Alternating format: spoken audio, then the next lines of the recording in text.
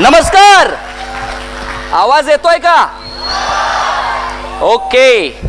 इथे खूप मोठा भव्य दिव्य असा राज्याभिषेकाचा सोहळा पार पडतोय आणि महाराजांनी खूप मोठी जबाबदारी माझ्यावर सोपवले. आपण इतिहासाचा अभ्यास खूप केला, खूप म्हटलं तर खरं तर चौथीच्या पुस्तकाबाहेर केलाच नाहीये. तर महाराजांनी एक जबाबदारी सोपवले की फक्त इतिहासाचा अभ्यास न करता या इतिहासाचा वापर आपण वर्तमान काळात कसा करू शकतो ते या आपल्या सगळ्या श्रीच्या सगळ्या शिलेदारांपर्यंत पोचवायचं आहे. आणि मी पण एक महाराजांचा मावळा म्हणून, शिलेदार म्हणून या गोष्टीसाठी इथे आलेलो आहे.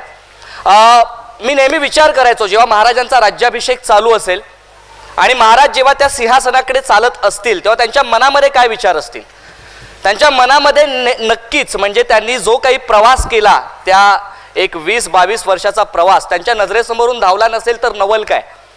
त्यांना नेहमी आठवलं असेल की अरे, ज्या वेळेला कोंढाण्याला तानाजीला जायचं होतं, कोंढाण्याची मोहीम तानाजी घेणार असं ठरलेलं आणि त्यांच्या लक्षात आलं की तानाजीच्या मुलाचं म्हणजे रायबाचं लग्न आहे आणि या लग्नाच्या वेळेला त्याला या मोहिमेवर पाठवणं कठीण आहे. तेव्हा ते म्हणाले की अरे तान्या, तू तुझ्या मुलाच्या लग्नावर लक्ष केंद्रित कर, या मोहिमेवर मी स्वतः जातो.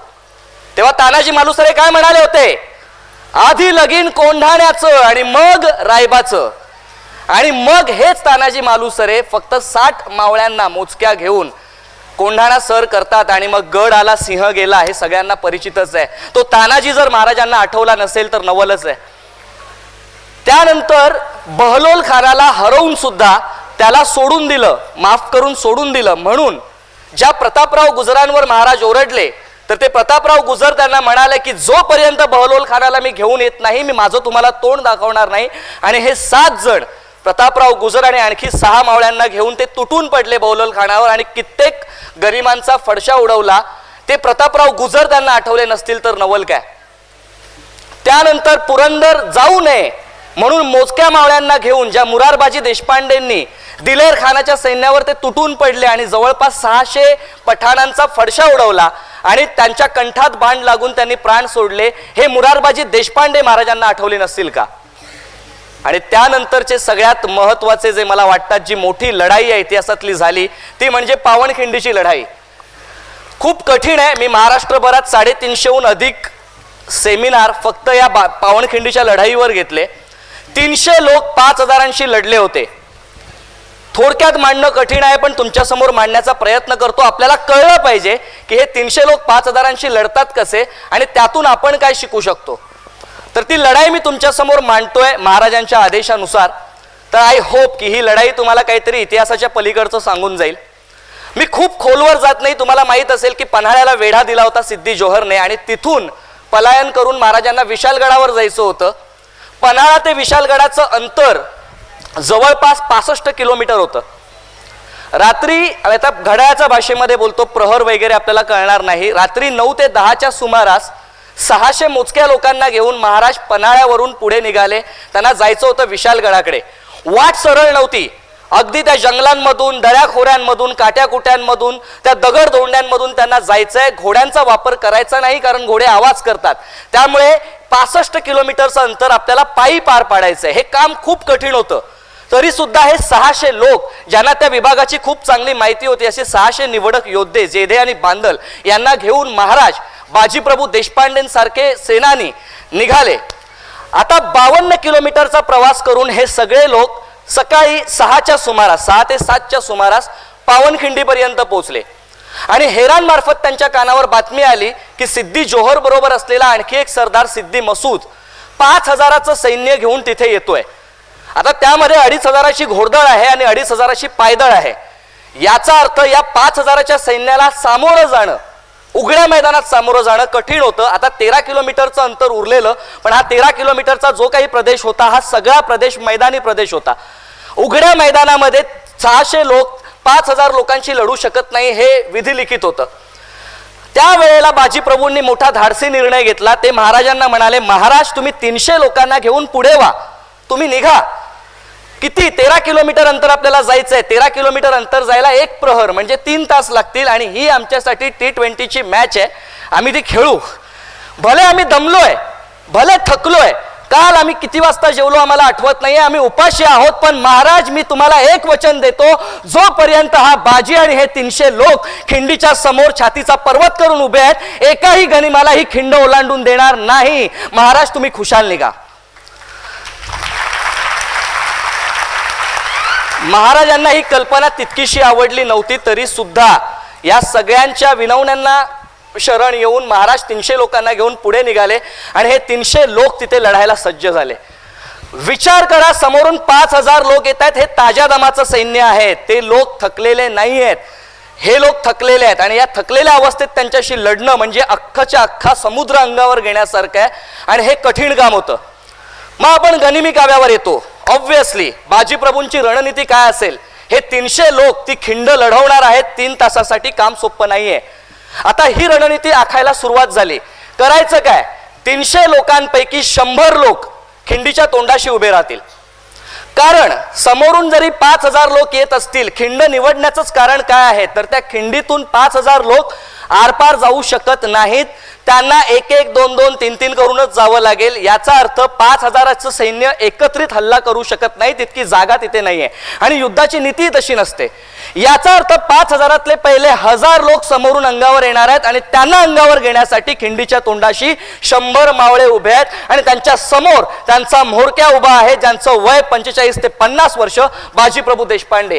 2 हातांमध्ये 2 तलवारी, ज्यांना दांडपट्टे म्हटलं जातं. ही तलवार 6.5 किलोची, ही तलवार 6.5 किलोची. 13 किलोचं सिलेंडर उचलून लढण्यासारखं होतं. 3 तास कंटिन्युअस लढायचं आहे. 3 तास सातत्याने लढणं हे काम सोपं नाहीये मित्रांनो, ते पण अशा थकलेल्या अवस्थेमध्ये. तरी सुद्धा बाजीप्रभू आणि 100 लोक उभे आहेत. स्ट्रॅटेजी अशी आहे की एक मावळा 10 जणांशी लढणार. एक मावळा 10 जणांशी लढतोय तर एक प्रश्न मनामध्ये नेहमी डोकावायचा की जर तो मावळा 10 जणांशी लढतोय, तो कोसळला तर बाजूच्यावर किती जणांची जबाबदारी येईल? 20 जणांची. आणि 20 जणांना अंगावर घेणं हे या भूतकाळात, वर्तमान काळात आणि भविष्यात फक्त एकाच व्यक्तीला शक्य आहे आणि तो व्यक्ती म्हणजे आपला रजनीकांत. ऑब्व्हियसली सामान्य माणसाला ते शक्य नाहीये. पण हा एक मावळा जो 10 जणांशी लढतोय तो खाली कोसळला तर बाजूच्यावर 20 जणांची जबाबदारी येणार होती. त्याची काय स्ट्रॅटेजी असेल? तर गनिमी काव्यानुसार समोरचे जे 100 लोक उभे आहेत त्यांच्या मागे 30 ते 35 जणांची एक बॅकअप फळी उभी असणार. जर समोरचा एखादा मावळा लढता लढता कोसळला तर पाठी उभ्या असलेल्या मावळ्यांपैकी एक येणार, त्या मावळ्याला बाजूला करणार, त्याची जागा दुसरा घेणार आणि लढत राहणार. तोपर्यंत लढत राहणार जोपर्यंत तोफेचा आवाज येत नाही. कारण वचन दिलंय महाराज, जोपर्यंत तोफेचा आवाज येत नाही यमाला सुद्धा मला नेण्याची परवानगी नाहीये. आणि मग ती लढाई सुरू झाली. सकाळी 9ला सुरू झालेली लढाई, अंदाज आपल्याला असा असतो की 3 तासामध्ये म्हणजे एका प्रहरामध्ये म्हणजेच 12 वाजता महाराज विशालगडावर पोहोचायला हवे होते. पण महाराज काही विशालगडावर पोहोचले नाहीत. तोफेचा आवाज आला नाही, लढाई लांबू लागली. महाराज न पोहोचण्याचं कारण काय होतं तर विशालगडावर आधीच एक वेढा पडलेला होता. जसवंत दळवी आणि सूर्यराव नावाच्या सरदारांनी तिथे वेढा घातला होता. याचा अर्थ विशालगडावर जायचं तर हा वेढा फोडला पाहिजे. आणि आता हे 300 लोक जे महाराजांबरोबर गेलेत ते 65 किलोमीटर चालून गेलेले आहेत, ते आणखी थकलेत. आता वेढा फोडणं किती वेळ लागतोय माहित नाहीये, 4 तास लागतील, 5 तास लागतील. याचा अर्थ पावनखिंडीतली लढाई जी 3 तास होणार होती ती 9 ते 10 तासांवर लांबली होती. 9 ते 10 तास इतक्या लोकांशी लढणं काम सोपं नाहीये. बरं, समोर 100 लोक उभे आहेत, समोरून 1000 येत आहेत. ते 1000 दमले तर त्यांच्या जागी दुसरे 1000 येतील. ते दमले तर तिसरी 1000ची फळी येईल. पण या 100 लोकांना पर्याय नाहीये, त्यांना लढायचंय. आता या परिस्थितीमध्ये जर त्या 100 जणांना कोणी ओव्हरटेक केला आणि आतमध्ये शिरायला लागले खिंडीमध्ये तर काय स्ट्रॅटेजी असेल? तर खिंडीच्या आत 5-5 लोकांच्या आणखी तुकड्या उभ्या केलेल्या आहेत. जर कोणी चुकून खिंडीमध्ये शिरलं तर त्यांना यांना ओलांडून जावं लागेल. आणि या 5-5 लोकांच्या ज्या तुकड्या उभ्या आहेत त्यांना सपोर्ट करण्यासाठी, त्यांना सपोर्ट पुरवण्यासाठी, सहाय्य पुरवण्यासाठी त्या खिंडीच्या टोकावर वर कडेला दोन्ही बाजूला 2 तुकड्या उभ्या आहेत जे वरून दगड, धोंडे, भाले मारून त्यांना सपोर्ट करणार. आणि यदा कदाचित या सगळ्यांना ओलांडून जर कोणी आरपार गेलं तर खिंडीच्या पाठीमागे आणखी 50 ते 60 लोक उभे आहेत. याला म्हणतात चक्रव्यूह. हा चक्रव्यूह तोडून जाणं त्या 5000 काय 10,000 लोकांना पण शक्य होणार नव्हतं, त्या जागेमुळे आणि या लोकांच्या स्ट्रॅटेजीजमुळे. आणि मग युद्ध सुरू झालं. सकाळी 9ला सुरू झालेलं युद्ध 1 वाजतोय, 1:30 वाजतोय, म्हणजे 1:30 प्रहर झाला तरी युद्ध थांबत नाहीये. सिद्दी मसूद वैतागला, अरे यांना थांबवायचं कसं? हे जे 300 लोकांचं वादळ या खिंडीमध्ये उठलेलं आहे, यांना ओलांडून जाणं या जन्मात आपल्याला शक्य नाहीये. काय करावं? तो खूप विचार करत होता आणि त्याच्या लक्षात आलं की या सगळ्यांचा म्होरक्या म्हणजे लीडर बाजी प्रभू आहे. 2 दांडपट्टे घेऊन तो लढतोय. जर याला आपण मारलं तर बाकीचे लोक आपोआपच पळ काढतील अशी त्याची समजूत होती. म्हणून त्याने शक्कल लढवून एक बंदूकधारी बोलवला. आता हा बंदूकधारी त्याने एका बाजूच्या टेकडीवर उभा केला. त्यावेळेला बंदुका होत्या, इंग्रज होते तर बंदुका होत्या. बऱ्याच जणांना हा प्रश्न पडतो, बंदूक कुठून आली? ऑब्व्हियसली AK-47 नव्हत्या. तर तो बंदूकधारी आला, बाजूच्या टेकडीवरून त्याने नेम धरत होता. तो म्हणत होता, सिद्दी मसूद वो बाजी प्रभू को खत्म कर, वो खत्म तो लढाई खत्म. आता तो बंदूकधारी त्या टेकडीवरून बघतोय वेड्यासारखा त्या 300 लोकांना लढताना. तो सिद्दी मसूद त्याला विचारतोय, हुआ क्या, खत्म कर बाजी प्रभू को. तर तो बंदूकधारी त्याला म्हणतोय, अरे मैं उसको मारूंगा लेकिन पहले मुझे ये तो बताओ कि इसमें बाजी प्रभू है कौन? अरे सगळेच बाजी प्रभू वाटतायत, सगळेच एखाद्या लीडर सारखे लढतायत, नेत्यासारखे लढतायत, यामध्ये बाजी प्रभू कोण आहे? आणि मग त्याने जे वर्णन केलंय बाजी प्रभूंचं, लक्षात ठेवा, हे वर्णन त्या इतिहासाला दर्शवते त्या लढाईमध्ये काय झालं असेल. त्याने काय वर्णन केलं असेल? जो सबसे ज्यादा लाल हुआ है ना वो बाजी है. जो सगळ्यात जास्त लाल झालाय तो बाजी आहे. त्याच्या डोक्यापासून पायापर्यंत जखम व्हायला जागा उरलेली नाहीये. जो रक्तबंबाळ झालाय तो बाजी आहे, त्याला मार. आता त्याने बघितलं त्यांच्यामध्ये एक माणूस दानपट्टे घेऊन लढतोय, जो लाल बुंद झालेला आहे, रक्ताच्या थारोळ्यामध्ये तरी लढतोय. त्याने अचूक त्याला हेरलं, नेम धरला, ती गोळी त्यांच्या बाजीप्रभूंच्या छातीमध्ये शिरली. बाजीप्रभू एका क्षणात खाली कोसळले. ते खाली कोसळले, डोळ्यासमोर अंधार आला. त्यांना कळलं की हा मृत्यू आहे. एका क्षणासाठी त्यांना तो मृत्यू दिसतोय आणि दुसऱ्या क्षणाला त्यांना आठवलं की अजून तोफांचे आवाज आलेले नाहीयेत, अजून माझे राजे गडावर पोहोचलेले नाहीयेत, मला मरण मान्य नाही, मला उठावं लागेल, लढावं लागेल. ते पुन्हा उठले, पुन्हा लढायला लागले. एवढी गोळी लागून सुद्धा, इतक्या जखमा होऊन सुद्धा पुढचे तब्बल 1, 2 नाही 4 ते 5 तास बाजी प्रभू लढत होते. तोपर्यंत लढत होते जोपर्यंत तोफेचा आवाज येत नाही. आणि शेवटी तोफांचा आवाज आला. बाजीप्रभूंना कळलं माझे राजे गडावर पोहोचले. ज्या गोष्टीसाठी मी इथे लढत होतो ती गोष्ट संपन्न झालेली आहे. माझं आयुष्य कृतार्थ झालेलं आहे. आता मला मरण स्वीकारावंच लागेल. बाजूला इतका वेळ जो मृत्यू उभा होता त्याला ते म्हणाले असतील, जा रे बाबा आता घेऊन जा. ज्या कामासाठी मी इथे उभा होतो ते काम झालंय. माझे राजे गडावर पोहोचलेले आहेत. आणि या घटनेनंतर सिद्दी मसूदचं 2,500चं घोडदळ, तिथे जे कोणी शहीद झालेले मावळे होते, बाजीप्रभू होते, त्यांच्या अंगावरून गेलं. जेव्हा बाजीप्रभूंना घेण्यासाठी हे लोक आले, बाजीप्रभूंचं शरीर अखंड सापडलंच नाही, तुकडे झाले होते शरीराचे. काय म्हणायचं या वेडेपणाला?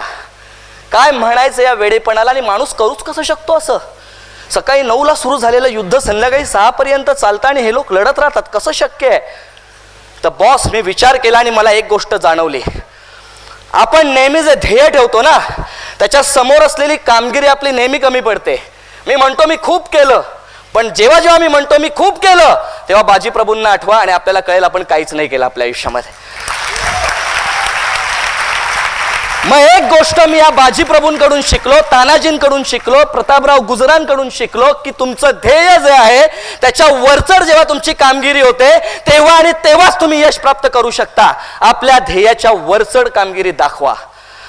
बरं, हे उपाशी होते, थकलेले होते, यांच्याकडे शस्त्र नव्हती समोरच्या इतकी, तरी सुद्धा ते लढले. त्यातून मी एक गोष्ट शिकलो आणि जी आपण सगळ्यांनी शिकावी की आपल्याकडे काय नाहीये याकडे लक्ष देऊन रडण्यापेक्षा जे आहे त्याचा उत्कृष्ट वापर करा आणि यश खेचून आणा.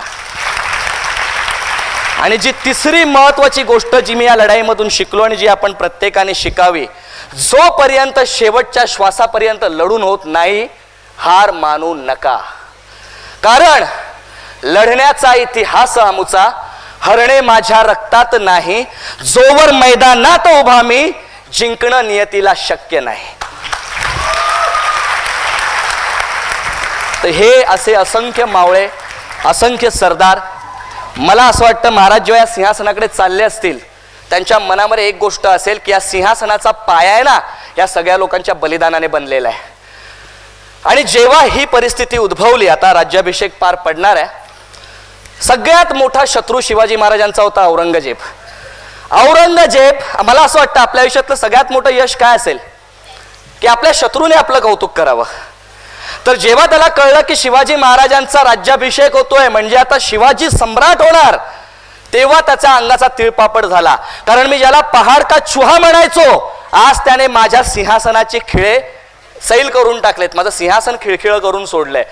हा औरंगजेब आपल्या शहजाद्याला आणि आपल्या सगळ्या सरदारांना सांगतोय शिवाजी काय आहे ते मी बोलणार आहे, आणि मग इथे शिवाजी महाराजांचा राज्याभिषेक पार पडणार आहे. औरंगजेब काय सांगतोय बघा, शत्रू महाराजांचं हे कौतुक करतोय म्हणजे आपण कुठल्या मातीत जन्म घेतलाय बॉस. तर औरंगजेब शिवाजी महाराजांबद्दल काय बोलतोय, यह सब फिजूल है शहजादे, चंगेज और तैमूर के खून ने कभी शिकस्त नहीं देखी, मगर आज तंजौर से लेके कंधार तक सारे हिंदुस्तान को मुगलिया सल्तनत में शामिल करने का ख्वाब देखने वाली ये महाबदौलत आज ये क्या देख रही है. शिवाजी हमारे नजरों के सामने हमारे सल्तनत की तामीर कर चुका है, हमारे लाखों के फौजों के सूबेदारों को शिकस्त देके उधेड़ के रख दिया है उसने. ये हमारे मिर्जा अमीर गुलाबराव अबू तालिब शाइस्ता खां साहब, बड़ी शर्मनाक बात है शहजादे कि शिवाजी ने इनके लाल महल पे छापे डाल के इनके छक्के छुड़ा दिए. यह तो तकदीर के बड़े सिकंदर थे कि जान बच गई, सिर्फ 3 उंगलियों पे समझौता करना पड़ा. ये सूरत के खूबसूरत इनायत का बहादुर शिवाजी जब सूरत में आया तो दुम दबा के भाग गए. ये जोधपुर के महाराजा जसवंत सिंह राठौड़ मराठों के जख्म के वार इन्होंने अपने छाती पे नहीं बल्कि अपने पीठ पे खाए. यह हबशी फौलाद खां जिसकी हथेली पे मिठाई रख के शिवाजी आगरे के कैद खाने से फरार हो गया, सभी मंसूबों को खाक में मिला दिया इसी फौलाद खां ने. लश्कर के साथ मैदान छोड़ के भागने वाले एकर तलब खां, ये रसूल बेग रोजबानी, ये मीर आतिश तरबियत खां, खाजा बहादुर, बहादुर का कोकलताश, बूंदी नरेश भावसी हाड़ा, ये रणमस्त खां, ये केसर से सैयद मुनव्वर खां, तमाम राजपूत बुंदेल पठान अफगानी तुर्क, इन सबको शिवाजी ने शिकस्त दी. एक बात कहूं शहजादे, शायद आप कभी समझ ही नहीं पाओगे, लेकिन औरत गाना नाच शराब शिवाजी को कभी मालूम ही नहीं. शिवाजी ने मजबूत किले बनाए, मजबूत जमीर के लोग तैयार किए. हिंदुस्तान की हर एक चीज हम खरीद सकते हैं, लेकिन मराठों ने कभी अपने आप को बिकने नहीं दिया. हमने लाखों की जहांगीरों की लालच दिखाई, लेकिन जाबाज मराठों ने उस पर थूक दिया. मराठे रुकते नहीं, थकते नहीं, मराठे झुकते नहीं, मराठे बिकते नहीं. हाँ, शिवाजी मगरूर है, दगाबाज है, लेकिन उसका चाल चलन दूध की तरह साफ और बुलंद मीनार की तरह उसकी सिर उठाई आसमान को छू रही है, इसमें कोई शक नहीं शहजादे. हम खुशनसीब बड़े कि हमें दुश्मन मिला, वो भी शिवा जैसा. Thank you so much.